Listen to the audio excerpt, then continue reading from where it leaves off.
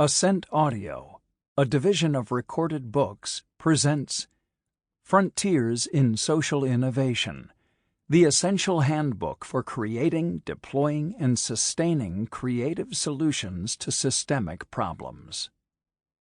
Edited by Neil Malhotra. Narrated by Rick Adamson. Publisher's Note: this audiobook has bonus material. Please contact whomever you purchased this audiobook from to request the material. All figures, tables, sections, and illustrations referenced in this audiobook can be found in the bonus material. Introduction. Social Innovation in the 21st Century by Neil Malhotra. Social innovation is the process of developing and deploying effective solutions to challenging and systemic social and environmental issues in support of social progress. It is not the prerogative or privilege of any organizational form or legal structure. Solutions often require the active collaboration of stakeholders across government, business, and the nonprofit world. A diverse group of people, ranging from students to seasoned executives, have become increasingly interested in social innovation as a means of leveraging organizations to solve social problems.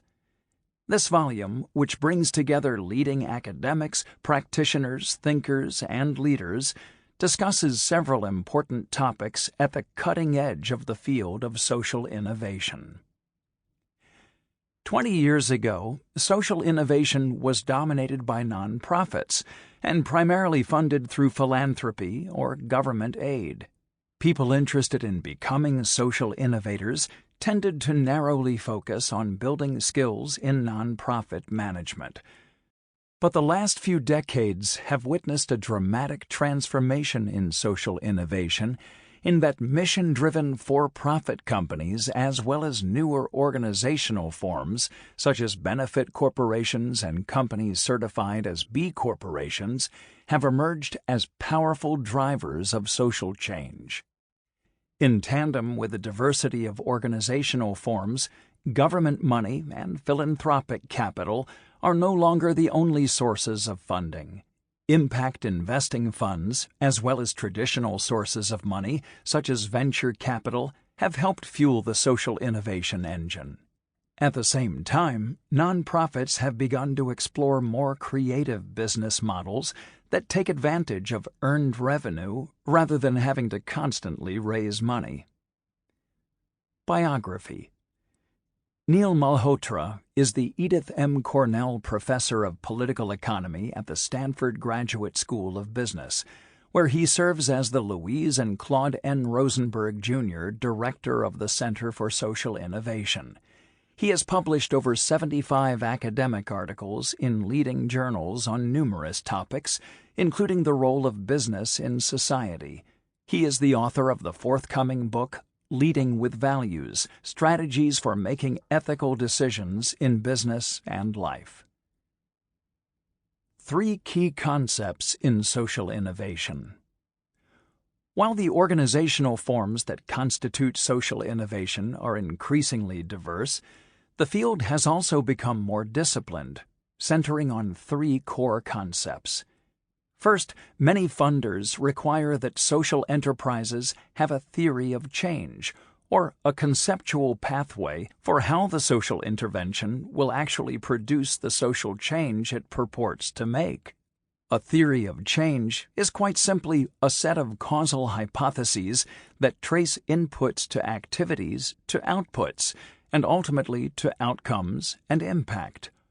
One crucial benefit of a theory of change is that it clarifies that outputs, outcomes, and impact are not all the same, even though many social enterprises have conflated them for years. For example, an educational technology startup must explain how its outputs, for example, number of students using a gamified math app, translate into outcomes, improved standardized test scores, and ultimately impact, greater educational attainment, and better life outcomes for students. It is not enough simply to point to a large number of users that could reflect an addictive app with little educational value. Though the components of a theory of change are just hypotheses, the framework helps social entrepreneurs think through the causal logic of their proposed solutions. A more thorough exploration of the theory of change methodology can be found in Gloria Lee's Chapter 8. Second, social innovators have to bring data to the theoretical hypotheses embedded in the theory of change. This is where the concept of impact measurement comes in. Social scientists have identified the gold standard approach for evaluating social interventions, the randomized controlled trial, RCT. In practice, RCTs can be difficult to implement quickly. Hence, many social entrepreneurs rely on less rigorous but more efficient lean data approaches, for example, surveys, interviews, and focus groups that allow rapid iteration and improvements. In Chapter 4, Paul Brest and Colleen Honigsberg discuss in detail different ways of measuring and accounting for social impact. In Chapter 15, Stephen Camello, Julia Reichelstein, and Stefan Reichelstein explain the challenges involved in measuring environmental impact and carbon offsets.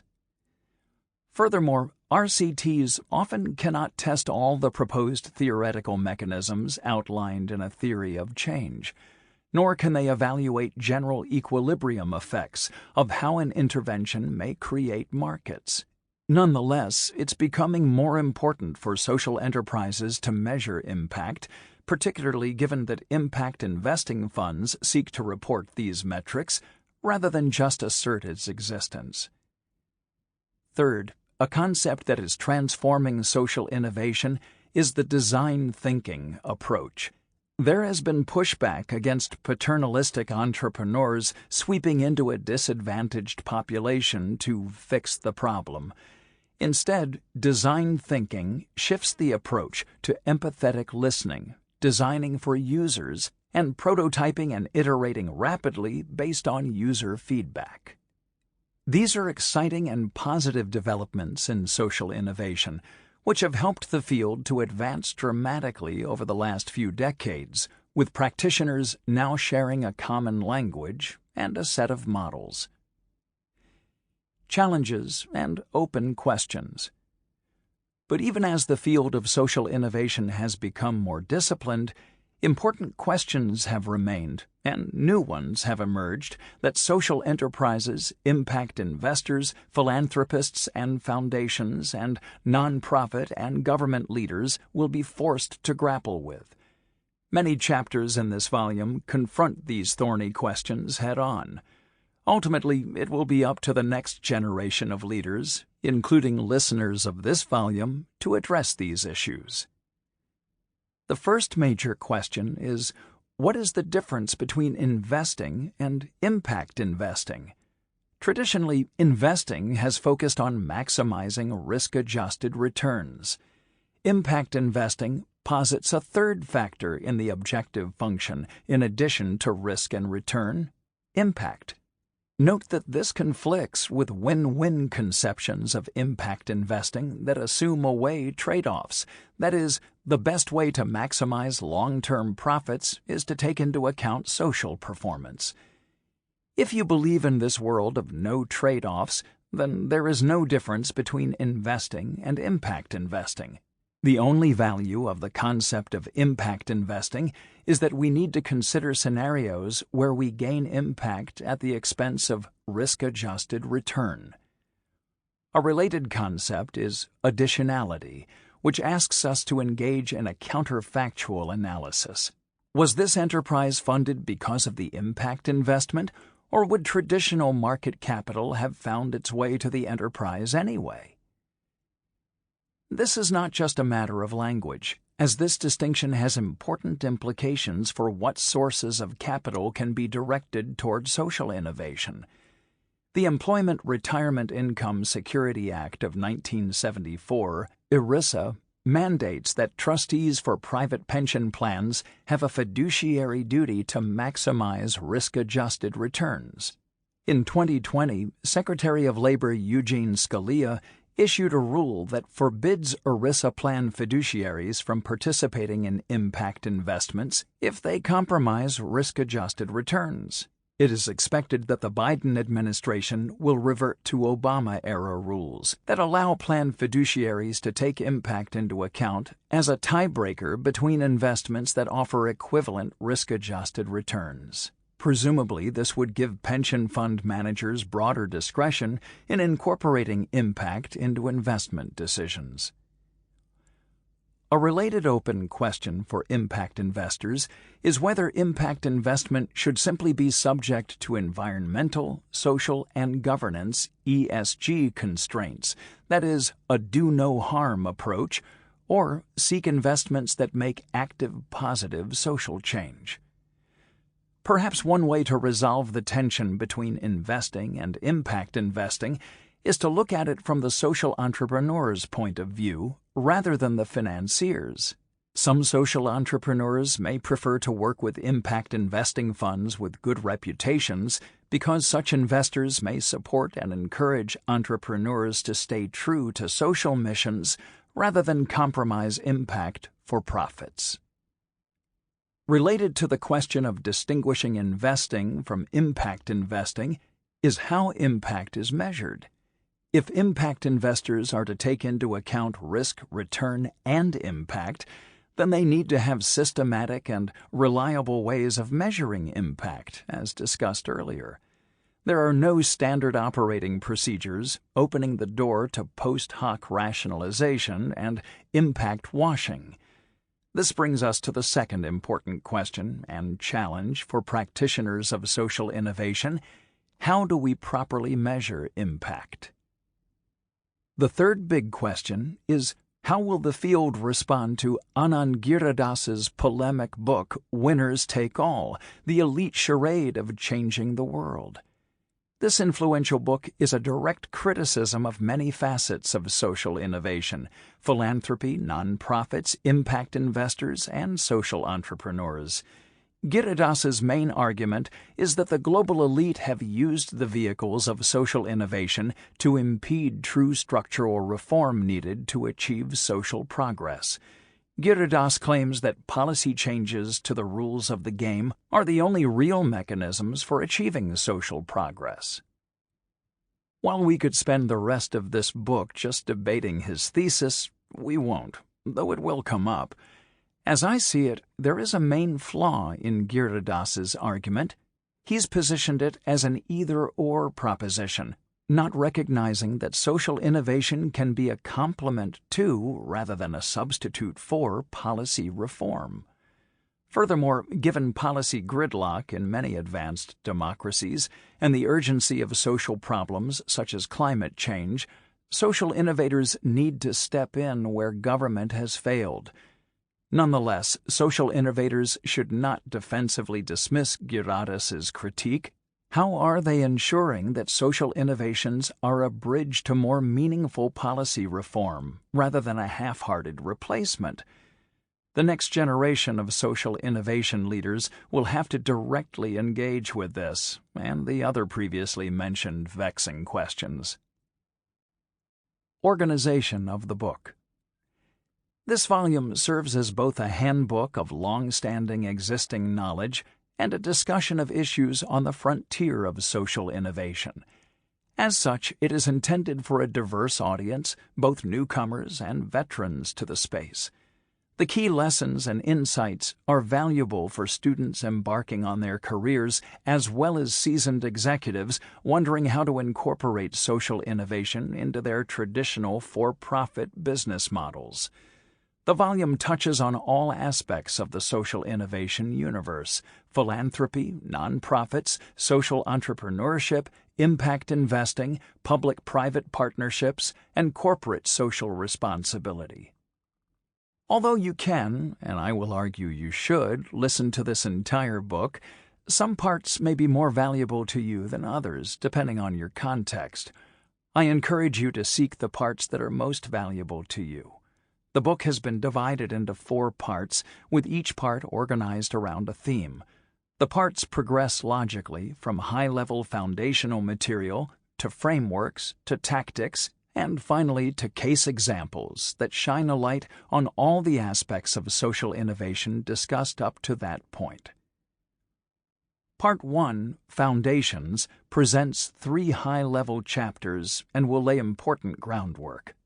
Laura Arriaga Andreessen, Chapter 1, and Kim Starkey, Chapter 2, discuss qualities of successful social innovation leaders.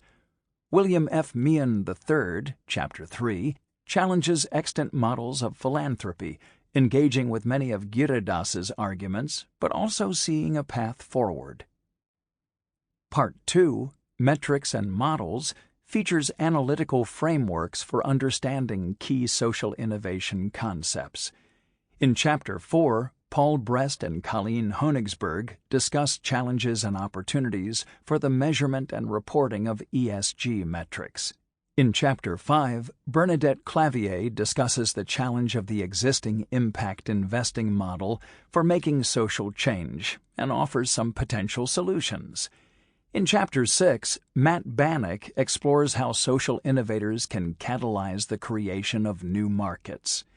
In Chapter 7, Steve Davis discusses an understudied but important question: how can social enterprises scale their impact, and what are the unique scaling challenges they face compared to traditional enterprises? Finally, in Chapter 8, Gloria Lee provides a summary framework, the Impact Triangle, that captures several of the concepts in Part 2. Part 3, Learning and Incubating, contains 3 chapters that describe educational models for fostering and incubating social innovation. Although you should always be wary of directly exporting an educational model to your institutional setting, the chapters contain many great ideas that can easily be built on and adapted. In Chapter 9, Bernadette Clavier explores how educational institutions can cultivate leadership skills essential for social innovation. In Chapter 10, Kim Starkey discusses strategies for incubating early-stage social ventures in the classroom setting. Finally, in Chapter 11, Stuart Colson describes the famous Design for Extreme Affordability course, which popularized the concept of design thinking and its application to social innovation. Finally, Part 4, Applications, connects the broad conceptual frameworks to 3 key social sectors in need of massive change: higher education, Chapter 12 by Rob Erstein, Healthcare, Chapter 13 by Steve Davis, and Chapter 14 by Sarah Singer, Sevda Mehmet, Suruchi Kotari, and Gordon Bloom, and The Environment, Chapter 15 by Stephen Comello, Julia Reichelstein, and Stefan Reichelstein. The healthcare chapters specifically discuss how social innovation has addressed societal challenges stemming from the COVID-19 pandemic. We are excited to begin this journey with you. Upon completion of this volume, you should have both a strong grasp of long-standing frameworks and concepts of social innovation, as well as an understanding of the future challenges on the horizon and the opportunities available to make a real and meaningful difference, improving lives, organizations, and the world. Part 1. Foundations. Chapter 1. Renewing Social Entrepreneurship. How Next-Generation Changemakers Meet the Challenges of Today. By Laura Arriaga Andreessen. For now, keep your mouth shut and your ears and eyes open. Gopal Krishna Gokhale to Mahatma Gandhi, 1915. Some entrepreneurs today follow Gokhale's advice to Gandhi and approach social change with empathy and a deep engagement with the people they seek to help. This approach is an enduring and powerful force in the hands of the next generation of social entrepreneurs, from the youngest cohort of Generation X, Gen X, to Gen Y, or millennials born in the 1980s and early 1990s, and Gen Z, born after 1997. Tapping into a unique and interconnected set of resources, these generations are taking traditional models of social entrepreneurship and renewing them in transformational ways. In this chapter, I examine how 3 of my former Stanford Graduate School of Business (GSB) students are tackling the social inequities around them. While their contexts are different, 3 fundamental and shared pillars underpin much of their work and that of other next-generation social entrepreneurs. 1. They are motivated by their passionate commitment to social justice. 2. Their environment is built on the digital technologies they grew up with. And 3. Their process is driven and informed by an empathetic approach, the foundation of human-centered design. Biography. Laura Arriaga Andreessen is founder, chairman emeritus, and former chairman of the Silicon Valley Social Venture Fund, SV2, founder and board chairman of the Stanford Center on Philanthropy and Civil Society, PACS, and founder and president of the Laura Arriaga Andreessen Foundation, LAAF. She is a lecturer in business strategy at the Stanford Graduate School of Business and author of the New York Times best-selling book, Giving 2.0, Transform Your Giving and Our World. Executive Summary. This chapter uses 3 case studies to explore how Generation Y, Gen Y, and Generation Z, Gen Z social entrepreneurs are tackling complex social challenges. Next-generation change-makers have 3 fundamental characteristics. 1. The desire to promote social justice. 2. The ability to leverage digital technology. And 3. Empathy and an understanding of human-centered design. Motivated by social justice. A unifying force for next-generation social entrepreneurs is the desire to promote social justice and the deep integration of this desire in their daily lives. This has resulted partly from the disintegration of the boundaries that have historically divided people, technology, geography, and value systems, giving these entrepreneurs a window into today's problems. For many of my generation and those who came before us, geography, income, and indeed the inclination for some to avoid or refuse to see the social ills closest to us placed limits on the scope of our experience. That made it hard for us to build empathy for geographically distant communities or even communities physically closer and experiencing equally troubling levels of systemic racism, poverty, or violence. To younger generations, social injustices do not exist only in some remote location or in a community far removed from their own. They see them right in front of their eyes through the touch of their fingertips on their keyboards. They are also more keenly aware of and interested in the issues facing low-income communities nearest to them. For them, investing in social change is not a zero-sum game. Of course, some people might correctly point out that we are living amid intense political, social, and economic divisiveness. However, that very polarization has served to elevate social justice as a value. In fact, these newer generations place a higher emphasis on social justice, equality, and inclusivity than any cohort we've encountered in the past, though many older generations are also striving to live these values. Over the years in which the Case Foundation has been running the Millennial Impact Project, it has consistently found that, regardless of personal background or experience, this generation holds civil rights and racial discrimination among its top concerns. In a recent survey of DoSomething.org members, COVID-19 and racial justice came out as the top factors influencing the way those 18 to 24-year-olds said they would vote in the 2020 election. One study found that for 65% of Gen Zers, social change activities were seen as central to their identity. Social justice has also become a more prominent feature of the culture in the institutions educating this generation of change makers. In addition to rapid growth in the number of international students on campus, universities have been pushing, albeit not always successfully, to become more inclusive places that provide education to all ethnic, racial, religious, and socioeconomic groups. Meanwhile, an even greater shift toward progressive liberal thinking in higher education has elevated discussions of racism, inequity, and civil rights. In my teaching, I see the impact of all this in the social consciousness, purpose, and conviction, not just in members of student identity groups, but in all my students. What I see is a generation wanting to speak out, and whose voices are being listened to in a way they weren't in the past.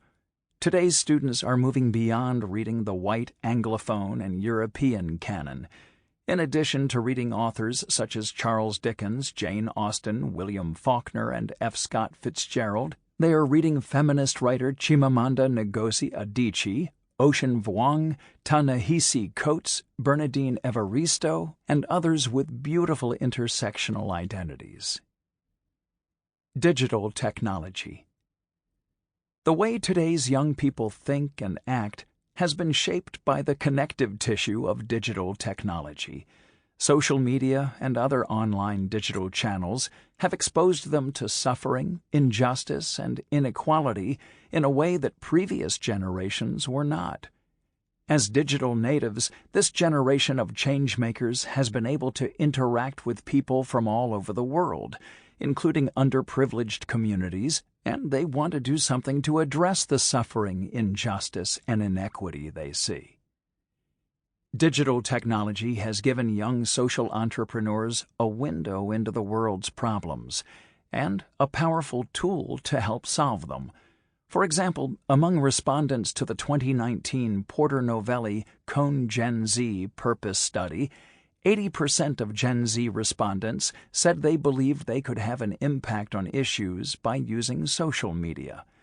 Online, this generation can now engage directly with everyone from smallholder farmers in Bangladesh to school teachers in Afghanistan and contribute to making a difference in their lives.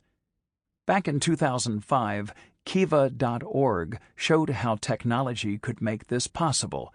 Kiva, co-founded by Jessica Jackley, one of my former Stanford GSB students, pioneered online peer-to-peer loans between individual donors and people in developing countries. Critically, Kiva also enabled lenders to receive direct feedback on their loans via photos of the borrowers and from their stories about what the loan helped them achieve. As Kiva and the others that followed have demonstrated, digital technology is the lifeblood for this generation of social entrepreneurs. It not only provides visibility and transparency, but also makes possible the design of social change models that simply would not have been feasible in a pre-digital age. Digital technology also offers the new generation of social entrepreneurs channels through which to fundraise at scale and to spread the word about the social issues they care about and what they are doing to address them. Using an empathetic approach. For the longest time, decisions about the direction of social change lay largely in the hands of experts or technocratic elites. Whether the issue was healthcare, education, or homelessness, social change was about bringing in specialists who, with the best of intentions, created organizations and programs based on their professional knowledge, years of study and research, and the academic studies produced by peers in their field. The research-based approach is certainly not to be dismissed. In fact, in recent years, mistrust of science, including the social sciences, and the diminished respect for experts has not helped the world, contributing to political upheavals and exacerbating a pandemic that the world is still struggling to control. However, in the domain of social change, the focus on top-down paternalistic approaches often comes at the expense of the very individuals and communities social entrepreneurs aspire to help. The good news is that, underpinned by ethnographic approaches long utilized by certain Sample complete. Ready to continue?